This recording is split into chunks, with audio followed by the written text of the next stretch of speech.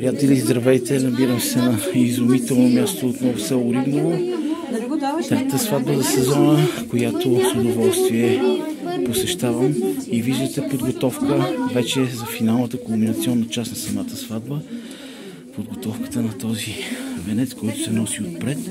И не случайно това е роза с окичени пари, а символиката е ясна, за да знаят моите хора колко трудно се вадят парите и да имат уважение към парите, които вадят.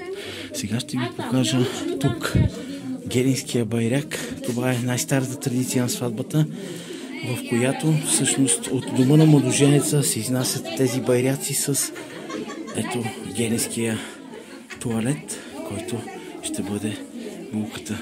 Виждате невероятно красивите облекла, които ще бъдат носени към централната част. А тук изключително красивата подготовка. Зълвата ще занесе от къщата на младоженеца. Виждате невероятно нещо. Изключително съм благодарен на хората от Рибново, че ме допуснаха да видя тази красива церемония. Зълвата ще отнесе булото на булката, което после ще й бъде предадено, за да може с него тя да отиде отново тук в дома на младоженеца. Страхотна традиция, тръпки ме побиват, наистина е невероятно впечатляващо.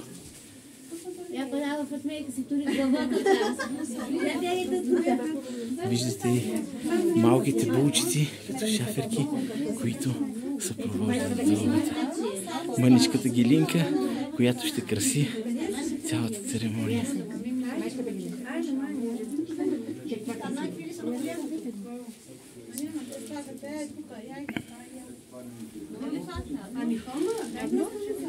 Много се радвам, че благодарение на възможностите, които социалните мрежи имат, да споделяме с хиляди хора, с милиони хора тази невероятно вековна традиция, която се поддържа жива в страхотното село Рибново.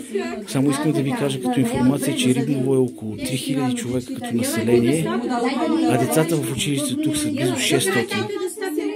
Представете си колко живо село, колко усмихнато село, колко лъчезарно село, село с огромна душа, в което хората не се свинят да показват себе си и своите традиции, красиви традиции, които са пренесени през вековете и ще пребъдат, защото хората ги обичат и се гордеят да ги споделят със себе си и с целия свят.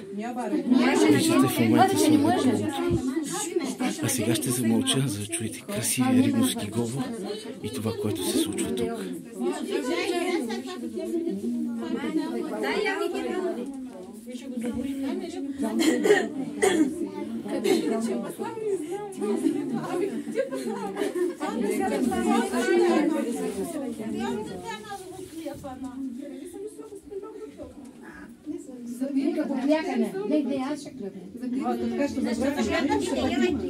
Я седна на спалната.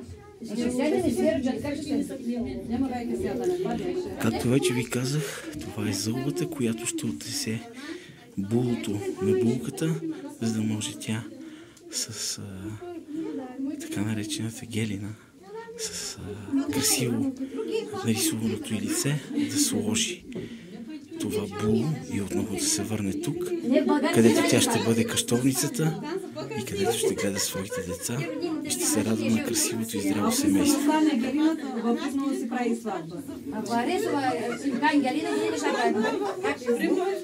А в Турция булка по тук. Веднага на два етапа. Булка направи машала.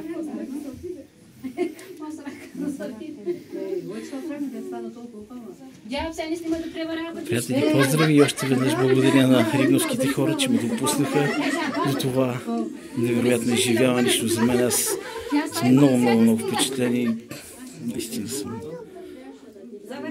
как да ви кажа, горд, че в България има подобни запазени традиции и хора, които така обичат своето минало и памет.